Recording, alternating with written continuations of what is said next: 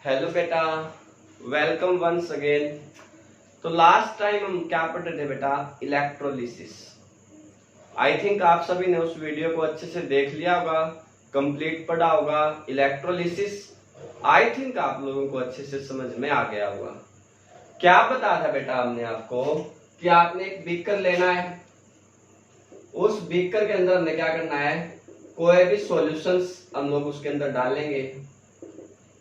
उसके अंदर दो रोड हम लोग क्या करेंगे बेटा, अप्लाई करेंगे, लगाएंगे। और एक रोड को हम लोग क्या करेंगे, पॉजिटिव ऑफ एक्सटर्नल बैटरी से जोड़ देंगे। और दूसरी रोड को क्या करेंगे बेटा, नेगेटिव ऑफ एक्सटर्नल बैटरी के साथ जोड़ देंगे। अब जो पॉजिटिव से जोड़ी गई थी बेटा, उसका नाम हमने रखा था एनोड। और जो नेगेटिव से जोड़ी गई थी बेटा, उसको हमने बोला था कैथोड। इतनी बात समझ में आ गई थी आपको?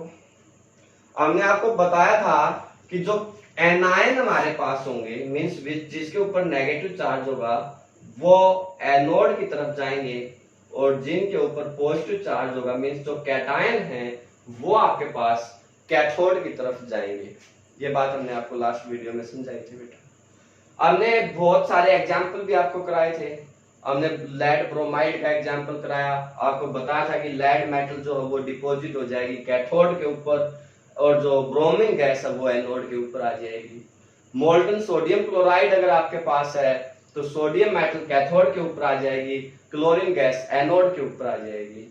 ये बातें हमने आपको बताई थी, किस तरह होगा बेटा, ये बातें आपने अच्छे से पढ़ी। अब क्या करना है, आपने उसी चीज को आगे पढ़ना है। हमें ये तो पता चल गया बेटा कि यहां पे आपके पास कैटायन जाएंगे, यहां पे एनायन जाएंगे। अब हमें इस बात को देखना है कि ये कैटायन या एनायन, यहां पे जो एनायन हमारे पास आएंगे वो क्वांटिटेटिवली कितने आएंगे, मींस उनका कितना मैग्नीट्यूड हमारे पास आएगा। इसको बोलते हैं बेटा क्वांटिटेटिव एक्सेप्ट ऑफ इलेक्ट्रोलिसिस। क्या बोलते हैं बच्चों उसको? Quantitative except of electrolysis. कि क्वांटिटेटिवली जो इलेक्ट्रोलिसिस है, उस जो इलेक्ट्रोलिसिस का प्रोडक्ट है बेटा, वो कितना आया। और ये स्टडी की गई थी, किया गया था बेटा माइकल फेराडे नाम का एक साइंटिस्ट था, उसके द्वारा। और माइकल फेराडे ने इस मैग्नीट्यूड को एक्सप्लेन करने के लिए बेटा दो लॉ दिए थे, जिनको बोलते हैं फेराडे लॉ ऑफ इलेक्ट्रोलिसिस। क्या बोलते हैं बेटा उनको? Faraday law of electrolysis. तो जो फर्स्ट लॉ आपके पास है, जो Faraday first law of electrolysis,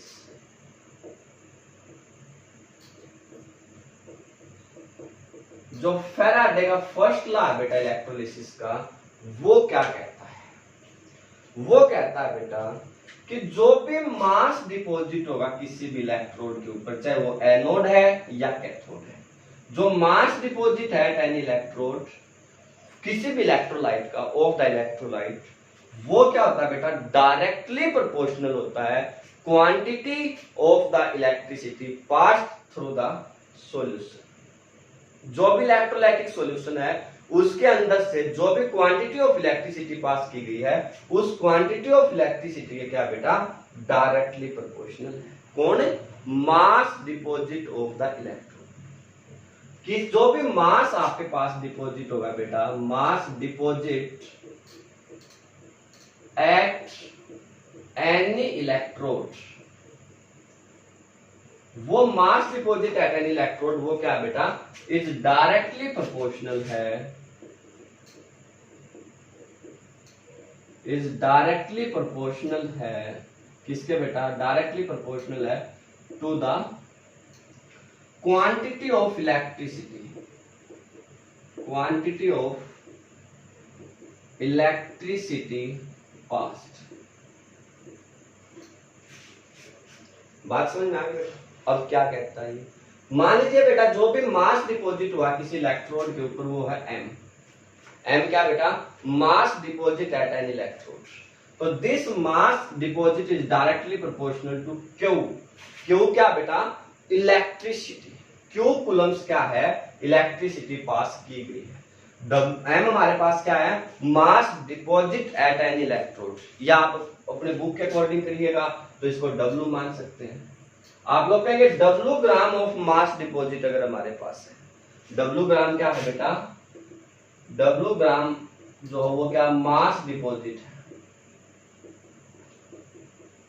ठीक है बेटा। तो वो डायरेक्टली प्रोपोर्शनल है क्यू के। क्यू क्या है, amount of electricity, amount of electricity. बात समझ में आई बेटा, पक्का। तो we can say that W is equal to Z Q, W is equal to Z Q. Z क्या बेटा, एक कांस्टेंट ऑफ प्रोपोर्शनलिटी हमारे पास है। Z क्या बेटा, कांस्टेंट ऑफ प्रोपोर्शनलिटी है, जिसको हम लोग क्या बोलते हैं, इलेक्ट्रोकेमिकल इक्विवेलेंट या equivalent. Z is called, Z क्या बेटा, कांस्टेंट ऑफ प्रोपोर्शनलिटी है, जिसको हम लोग क्या बोलते हैं, कॉल्ड इलेक्ट्रोकेमिकल इक्विवेलेंट या इक्विवेलेंट आप लोग इसको बोल सकते हैं, इक्विवेलेंट। बात समझ में आ गई, पक्का। अगर मान लीजिए बेटा I एम्पियर करंट आपके पास है, I क्या है, एम्पियर करंट है जो फ्लो करता है फॉर द टाइम t। अगर I एम्पियर करंट फ्लो करता है फॉर द टाइम t, तो वी कैन से Q जो है वो किसके बराबर होगा, I इंटू टी। Q किसके बराबर आएगा बेटा, I into T. It means that we can say that W is equal to Z into I into T. जो मास डिपॉजिट होगा वो क्या लिखा जाएगा, Z इज इक्वल, जो W is equal to Z into I into T. मान लीजिए वो आपसे कहता define the electrochemical equivalent. Electrochemical equivalent क्या, ये बात डिफाइन करो। तो मान लीजिए बेटा I आपके पास क्या है 1 एम्पियर एंड T आपके पास क्या बेटा 1 सेकेंड। मतलब क्या है, 1 एम्पियर करंट फ्लो करता है फॉर 1 सेकेंड। 1 एम्पियर करंट क्या करता है बेटा, फ्लो करता है for 1 second. In that case we can say that W is equal to Z into 1 into 1. It means that W is equal to Z. It means that W is equal to Z.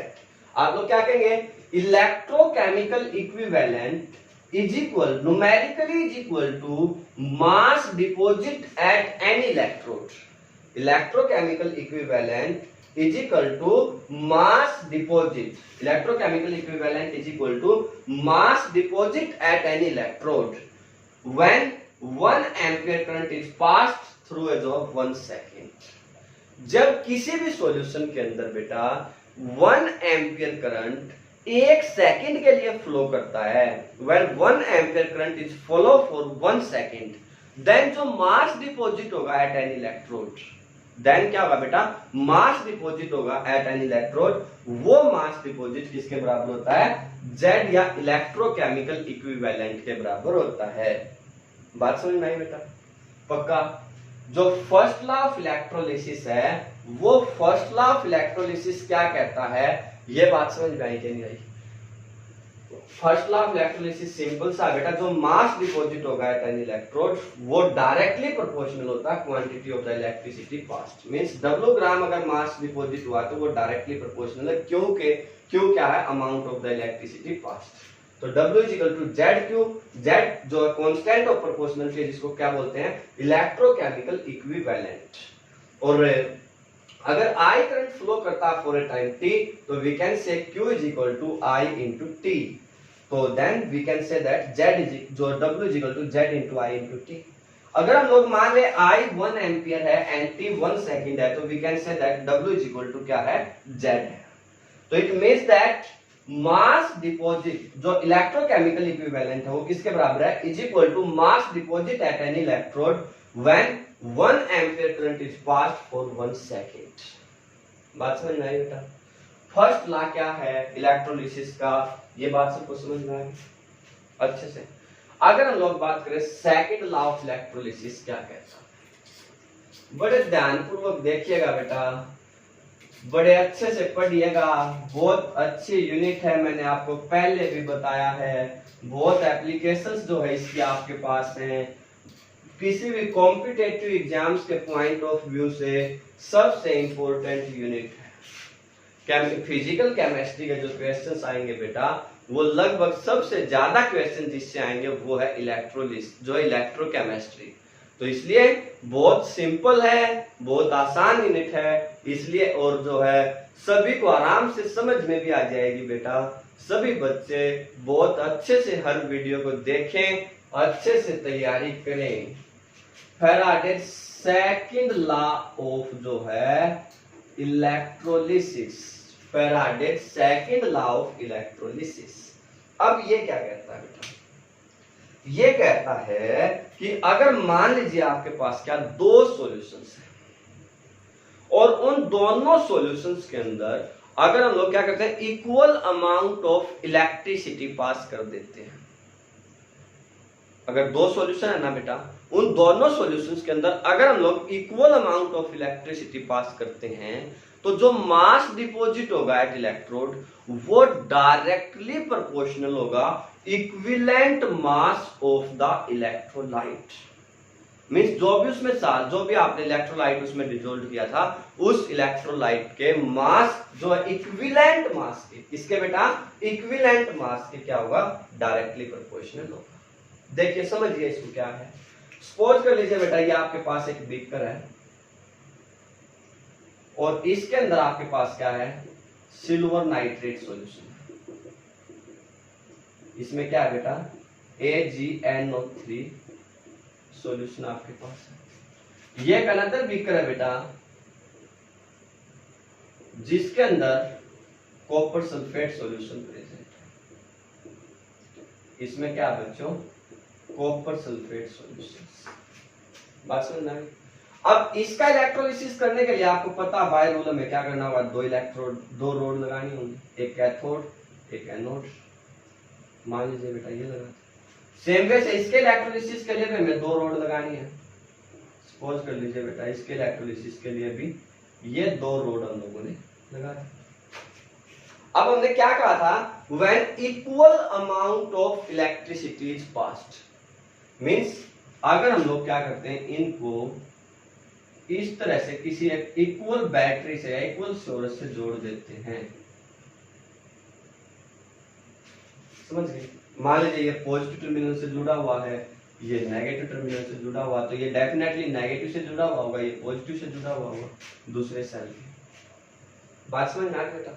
तो अब क्या होगा? जो भी मास deposit होगा, चाहे वो इस रोड के ऊपर हो, इसके ऊपर जो आपको पता है नाइट्रेट आएंगे, इसके ऊपर जो सिल्वर आयन डिपॉजिट होगी, सिल्वर मेटल डिपॉजिट होगी, इसके ऊपर आप लोगों को पता है जो भी कॉपर सल्फेट आयन है वो डिपॉजिट होंगे, और इसके ऊपर जो है कॉपर मेटल डिपॉजिट होगी।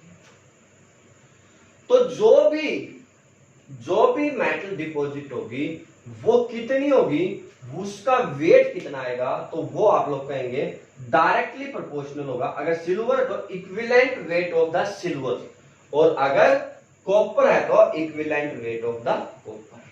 समझ में आई बात बेटा?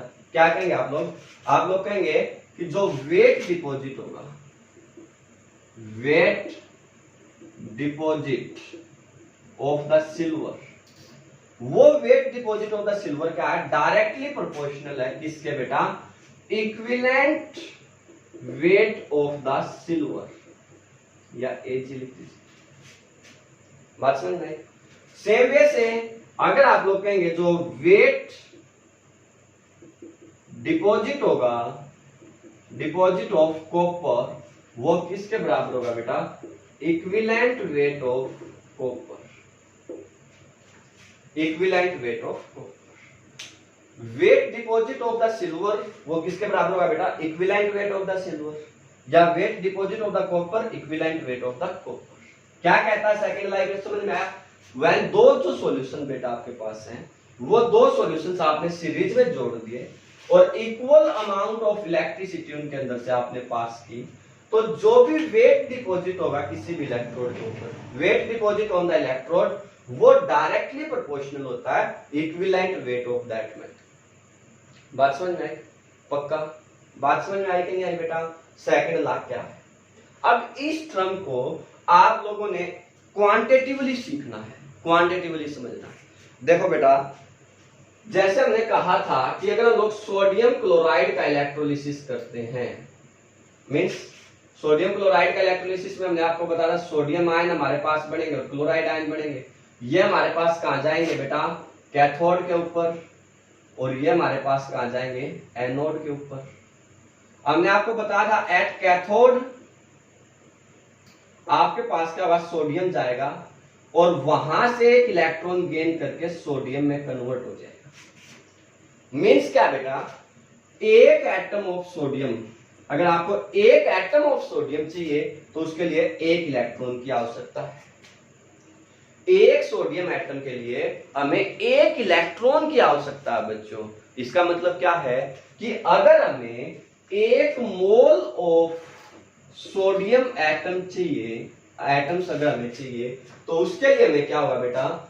1 मोल ऑफ इलेक्ट्रॉन्स की आवश्यकता होगी। ये बात समझ रहे कि नहीं समझ रहे? यहां से बात समझ में आ रही है ना बच्चों कि अगर एक सोडियम एटम है तो उसके लिए हमें क्या चाहिए बेटा? एक इलेक्ट्रॉन। तो और अगर जाए एक मोल ऑफ सोडियम एटम है बच्चों तो एक मोल ऑफ इलेक्ट्रॉन आपको चाहिए। ऐसे ही अगर आपसे क्लोरीन की कहा जाएगा तो क्लोरीन के लिए क्या होता है बेटा? हमने बताया Cl नेगेटिव है, Cl एक इलेक्ट्रॉन लॉस करेगा, फिर ये Cl किसी दूसरे Cl के साथ कंबाइंड होकर Cl2 में कन्वर्ट होगा। मतलब आप लोग इस पे ऐसे बोल सकते हैं कि 2Cl नेगेटिव Cl2 में कन्वर्ट होता है 2 इलेक्ट्रॉन्स। इसका मतलब क्या है बच्चों? अगर एक मॉलिक्यूल्स, अगर हमें क्या चाहिए? एक मॉलिक्यूल्स चाहिए, 1 molecules of the chlorine gas, वो कब आएगा? 2 इलेक्ट्रॉन से, 2 इलेक्ट्रॉन से आएगा हमारे पास। अब अगर हमें 1 मोल ऑफ क्लोरीन गैस चाहिए, अगर हमें क्या चाहिए बेटा? 1 मोल ऑफ क्लोरीन गैस चाहिए, तो हमें क्या चाहिए बेटा? 2 मोल ऑफ इलेक्ट्रॉन्स। हमें किस चीज की आवश्यकता होगी बच्चों? 2 मोल ऑफ इलेक्ट्रॉन्स। ये बात समझ में आ रही है कि नहीं आ रही है? सिमिलरली अगर आपसे कहा जाता है कि वह Cu2 पॉजिटिव अगर आपके पास उसको 2 इलेक्ट्रॉन अगर मिलेंगे तो वो Cu में कन्वर्ट होगा। इसका मतलब क्या बेटा? अगर आपको एक जो है एटम चाहिए, अगर हमें 1 एटम चाहिए ऑफ कॉपर, तो हमें क्या है बेटा? 2 इलेक्ट्रॉन्स की आवश्यकता है, 2 इलेक्ट्रॉन की आवश्यकता है। और अगर हमें 1 मोल ऑफ कॉपर चाहिए तो इसका मतलब क्या होगा? 2 मोल ऑफ इलेक्ट्रॉन्स चाहिए। उसके लिए क्या चाहिए बेटा? 2 मोल ऑफ इलेक्ट्रॉन्स। बात क्लियर हुई? ऐसे ही मान लीजिए आपसे कहा जाता है Al3 पॉजिटिव, एल्यूमिनियम 3 पॉजिटिव है, उसको क्या चाहिए बेटा? 3 इलेक्ट्रॉन्स। ये बात समझ में आ गई?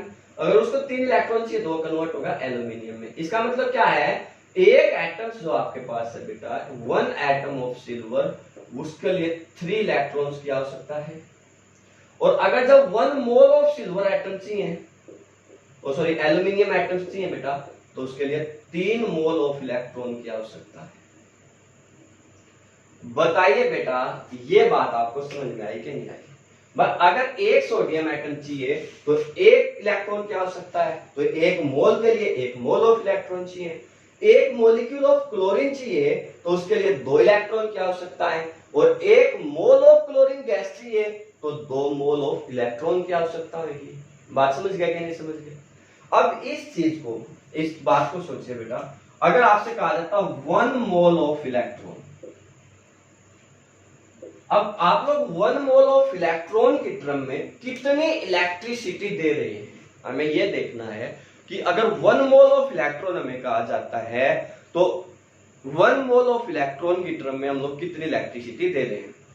अब सोचो बेटा, अगर 1 मोल है तो इसका मतलब 6.023 गुणा 10 की पावर 23 एटम्स होंगे, अवोगाड्रो नंबर के बराबर।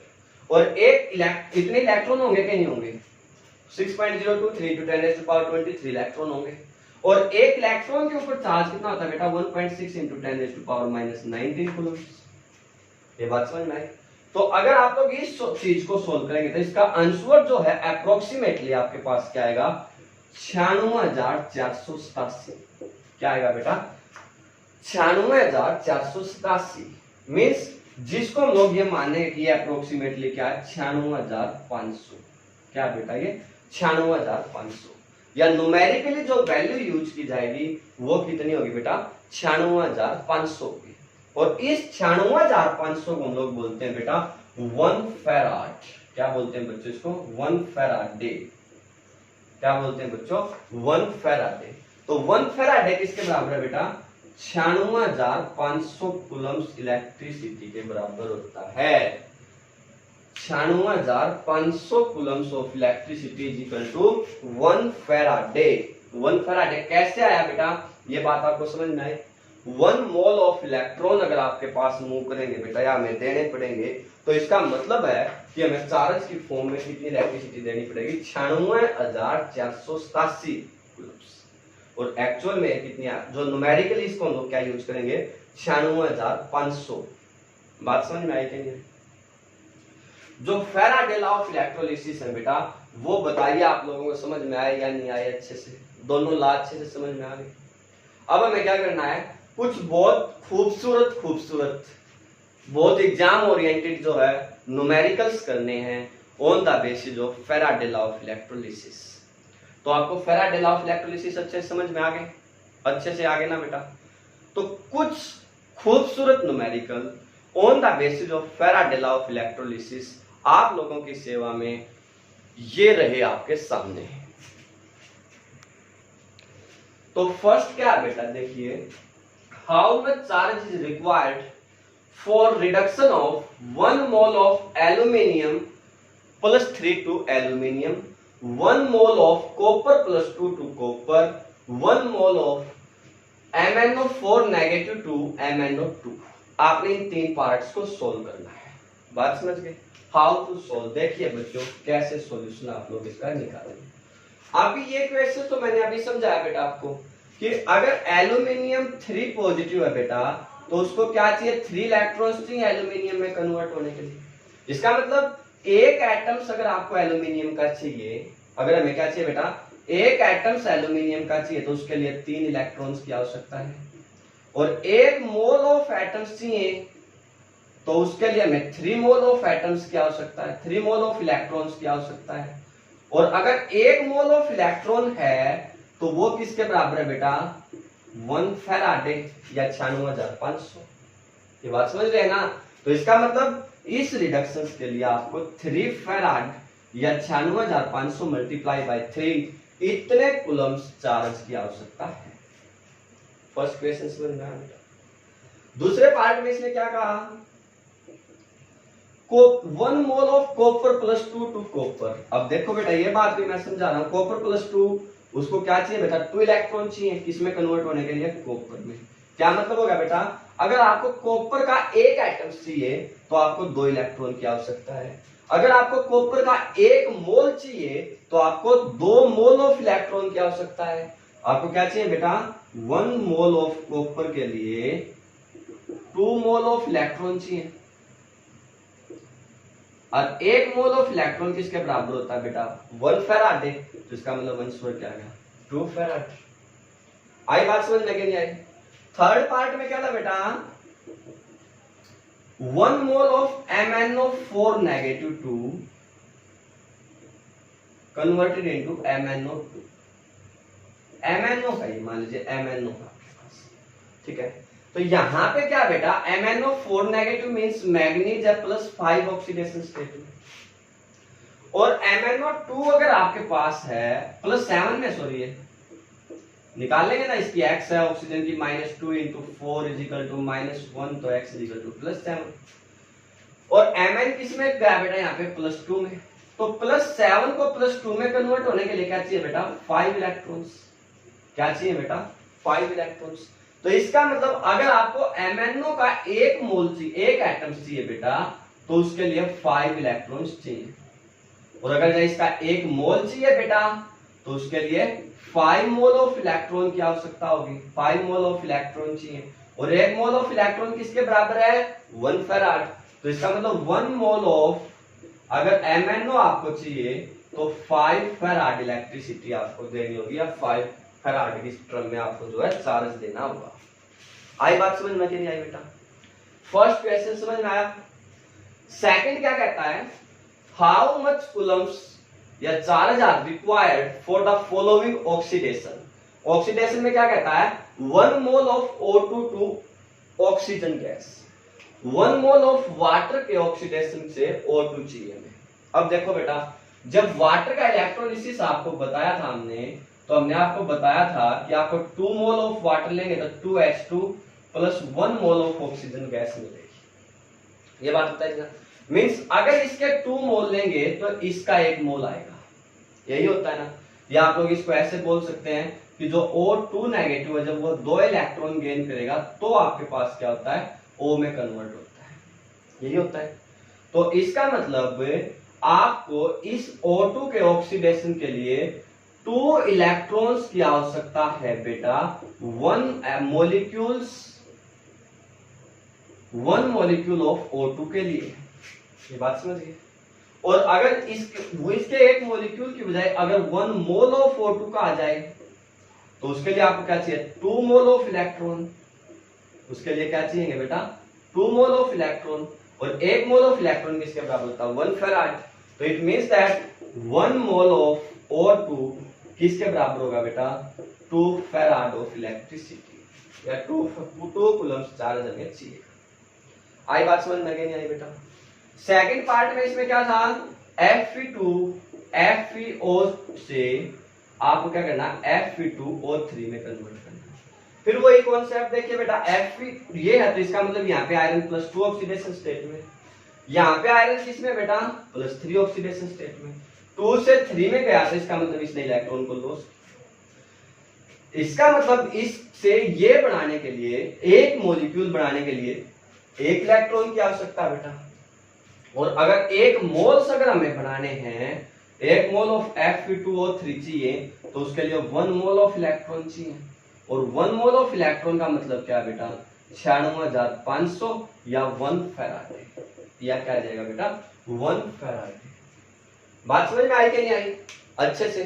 How to calculate the charge required, 5 numericals आ जाएंगे बेटा, क्लियर हो गए अच्छे से। एक बार देखिए आप लोग, आपको समझ में आए भी या नहीं आए हैं, स्क्रीनशॉट आप ले सकते हैं। तो नेक्स्ट आपके पास क्या बेटा, क्वेश्चन देखिए बहुत इंटरेस्टिंग है, बहुत प्यारा सा क्वेश्चन है। क्या कहता है, how much copper will be deposit on the cathode of electrolytic cell containing copper sulfate solution by passing a current of 2 ampere for 30 minutes। क्या कहता है बेटा, आपने ये बताना है कि जो कॉपर है वो कितना डिपॉजिट होगा कैथोड के ऊपर जब किसी कॉपर सल्फेट सॉल्यूशंस के अंदर से 2 एम्पियर करंट 30 मिनट के लिए पास होता है। बात समझ में आ गई? देखिए अभी मैंने आपको जब फेराड लॉ ऑफ इलेक्ट्रोलिसिस समझा रहा था, फर्स्ट लॉ में मैंने आपको बताया था कि जो क्वांटिटी ऑफ इलेक्ट्रिसिटी है वो किसके बराबर होती है बेटा, I × T। अब ये तो 2 एम्पियर्स आपको दिया हुआ है SI में, ये 30 मिनट्स दिया हुआ है। अब मिनट्स आपको पता है बेटा SI की यूनिट होती नहीं, SI में सेकंड होता है, तो आपको इसको किसमें कन्वर्ट करना पड़ेगा, सेकंड में। तो Q किसके बराबर आएगा बेटा, 2 एम्पियर मल्टीप्लाई बाय 30 मिनट्स, इसको सेकंड में कन्वर्ट करेंगे तो बेटा 60 से गुणा कर देंगे। ये बात समझ में आ गई? तो ये कितना होगा 1836 टू, जो इलेक्ट्रिसिटी है बेटा वो कितनी पास हो रही है, 3600 कूलम्ब्स। बात समझ में आ गई? अब सोचो आपने क्या पढ़ा है, हमें पता है कॉपर सल्फेट है तो वहां पे कॉपर किसमें बेटा, +2 में है। अब कॉपर +2 में है तो इसका मतलब उसको 2 इलेक्ट्रॉन चाहिए कॉपर में कन्वर्ट होने के लिए। इसका मतलब क्या है कि अगर आपके पास 1 मोल ऑफ कॉपर डिपॉजिट होता है, 1 मोल ऑफ कॉपर है तो उसके लिए हमें क्या चाहिए, 2 mole of electrons. 2 mole of electrons का मतलब क्या है, 2 फैराड इलेक्ट्रिसिटी। ये बात समझ में आ रही है? पक्का ना? अब अगर 1 मोल ऑफ कॉपर डिपॉजिट होगा बेटा तो इसका मतलब क्या है, हमारे पास 63.5 ग्राम ऑफ कॉपर आएगा, क्योंकि 1 मोल किसके बराबर होता है, एटॉमिक मास के बराबर भी होता है। और एटॉमिक मास कॉपर का कितना होता है बेटा, 63.5। तो इसका मतलब अगर 1 मोल ऑफ कॉपर है तो वो किसके बराबर है, 63.5 के बराबर है, ग्राम के बराबर है। अब उस इसका मतलब क्या होगा, अगर हमारे पास 2 फेराड इलेक्ट्रिसिटी है, अगर क्या बेटा 2 फेराड अगर हमारे पास चार्ज प्रेजेंट है तो वो 63.5 ग्राम डिपॉजिट करेगा।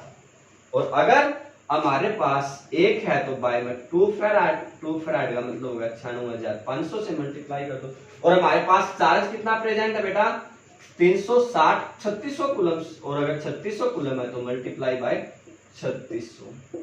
2 जीरो से 2 जीरो कैंसिल कर दीजिएगा, इसको कट करेंगे 18, बाकी आप लोग सोल्व कर लीजिएगा।